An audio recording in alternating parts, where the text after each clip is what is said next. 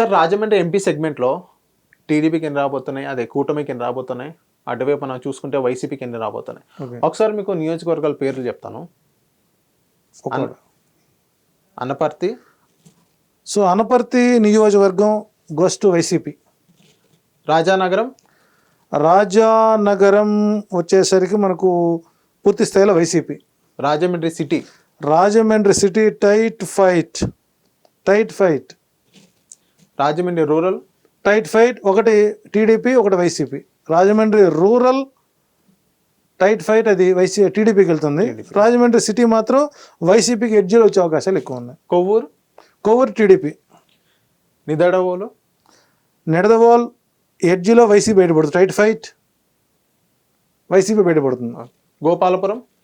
Gopalapuram SC YCP.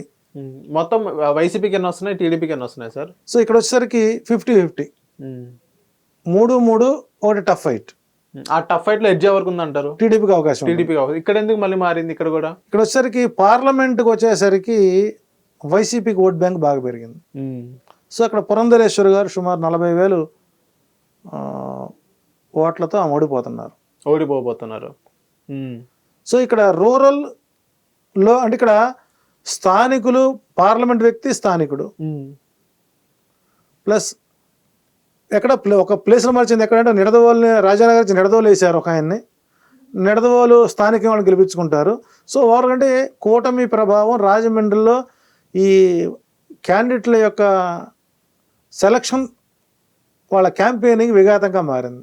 So అప్పటికే మనకు community పరంగా, పథకాల పరంగా స్టాండ్ బై వాళ్ళు ఇచ్చారు కాబట్టి కొంత ఫ్యాక్టర్ పనిచేసినప్పుడు కూడా పార్లమెంట్ వచ్చేసరికి వైసీపీ వస్తుంది, మెజారిటీ అసెంబ్లీ స్థానాలు టీడీపీకి వస్తుంది. ఈ రెండు రాజమండ్రి, అమలాపురం, ఈ 4 పార్లమెంట్లో 30 స్థానాలు కనుక టీడీపీ కనుక గెలుచుకోగలిగితే వాళ్ళు అధికారాన్ని చేపడతారు. అదే ఆ 2 జిల్లాల్లో కనుక 15 స్థానాల నుంచి 10 నుంచి 15 స్థానాలు కనుక వైసీపీ కనుక గెలుచుకుంటే మాత్రం అధికారాన్ని తీసుకొస్తుంది. సో ఇక్కడ కొంత ఫ్యాక్టర్ పనిచేసినప్పటికీ రాజమండ్రిలో కానీ కాకినాడ టౌన్లో కొంత టీడీపీకి ఎడ్జ్ ఉంది. సో ఇది ప్రభుత్వానికి కొంత ఇబ్బందికరమైన కూడా ఈ 15 స్థానాలే, 10 నుంచి 15 స్థానాలే ప్రభుత్వాన్ని నిలబడడానికి అవకాశం ఏర్పడుతుంది, బోనస్గా వచ్చినట్టు ఉంటుంది.